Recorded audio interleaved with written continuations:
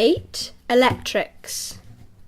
She used to drive me mad because I wasn't able to even fill a kettle without she would have a go at me and say I should only have a cup, boil it cup by cup, you know. But actually, the drop, drip, drip effect of her and her passion and her activism got me started, really, I think. I've changed my mind about wind farms. A couple of decades ago, I probably didn't like the look of them. A decade ago, I thought they were necessary. But I've come in more recent times to think that they're actually beautiful and as well as necessary. And one of the enterprises I'm now developing is a wind turbine project, which could bring literally tens of thousands of pounds into this community.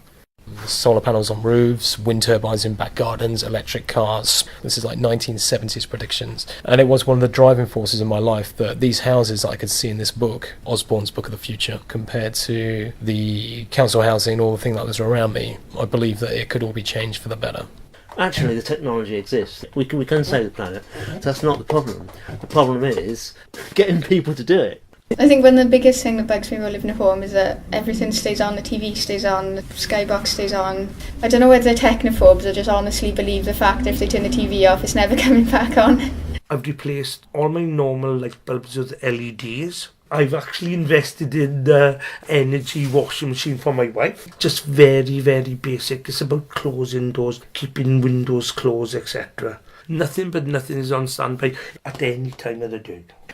I guess the heating's on like every morning from 7 through to 8:30 while we're getting up for school.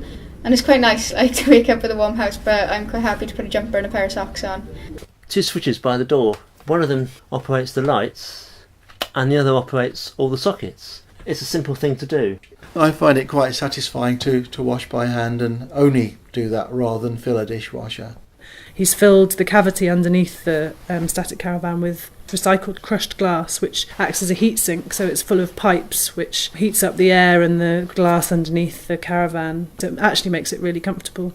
We have time switches everywhere. Sometimes in my office, if I sat still or I do paperwork, after 6 minutes all the lights get out. So there's a question of getting up and shaking your body. It's timber frame. It's super insulated with biodegradable wood chip, wood fibreboard and recycled newspaper. It's got triple glazed windows. And so it requires very little to heat it. And anyway, and I think this is the best thing that people can do, is to switch to a green tariff.